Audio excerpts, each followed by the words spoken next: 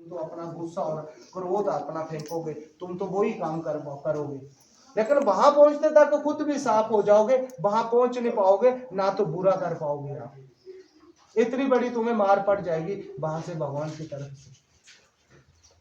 लेकिन भगवान ने खुद बोला हुआ है कि मनुष्य को मैंने बनाया बेशक है, लेकिन बनाने के बाद वो मनुष्य को मैंने जो भी जैसा करेगा वो खुद भरेगा, उसकी जिम्मेवारी मैंने नहीं ली है। मेरी जिम्मेवारी है, अगर मैंने किसी कोई चीज उसके शरीर में कोई भी चीज अगर कम बनाई है या कम दिख रही है तो वो बता सकता है हमें।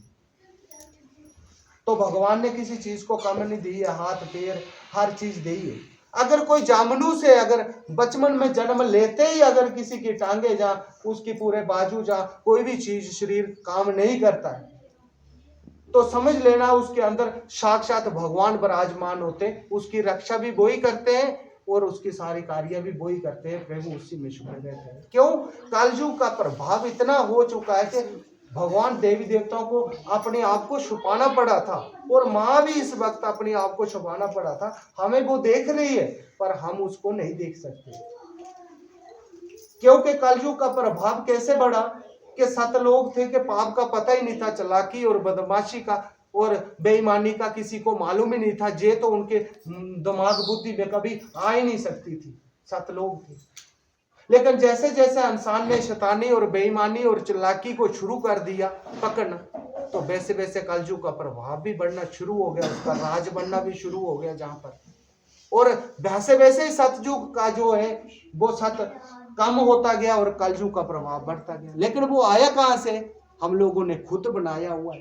कलयुग ने बोला था सतयुग को मैं पृथ्वी पर आऊंगा, पर आऊंगा कैसे? उसने सुनने के बीच में वास किया। तो आज के टाइम में सबसे ज्यादा प्रिय हर किसी का क्या है? सुनना है, नहीं है? गहना बंदा भी बनाओगे तो सबसे प्यारा क्या है? सुनना। जितना सुनने से प्यार है सबको, इतना किसी चीज से प्यार है? बताओ मुझे सर। सबसे ज्यादा सुनने से प्यार है।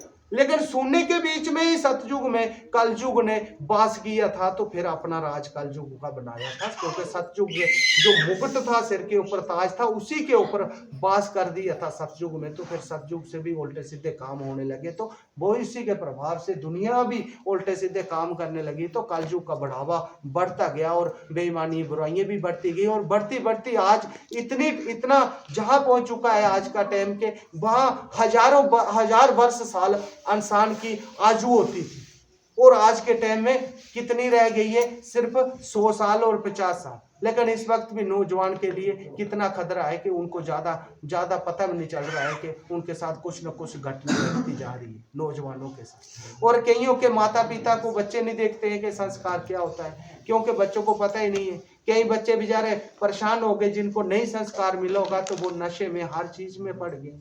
लेकिन जब पढ़ गए तो उनको पता चलने लगा कि जीवन भगवान का बनाया कीमती है, तो वो खुद भी बच्चे, वो नशा करने वाले बेचारे कोशिश करते हैं कि हम इन चीजों को छोड़ें।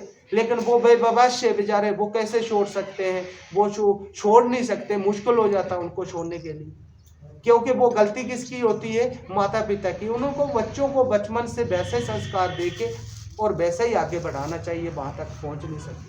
लेकिन माता पिता के भी बस की बात नहीं है, क्योंकि कलयुग का प्रभाव भी इतना है, क्योंकि 10 पाप करेंगे तो 5 जो पाप नहीं भी करेंगे तो साथ में तो उनकी चक्की पीसेगी। जब प्रभाव आएगा तो वो तो सबको पड़ेगा, लेकिन सबके लिए संकट तैयार हो जाएगा। तो दुनिया इस वक्त क्या हो जाएगा? इस कलयुग में हर बंदा जो है मोह माया में लुप्त हो जाएगा। पैसे धन दौलत से बहुत प्यार होगा, और पैसा कलयुग में उनके पास बहुत आएगा, इतना आएगा कि कोई कमी नहीं रहेगी। लेकिन जैसा आया नहीं आया ऐसा किसी के पास भी टिकेगा नहीं इस कलयुग में। क्यों नहीं टिकेगा? कि किसी के श्रद्धा और भाव सत्य नहीं है।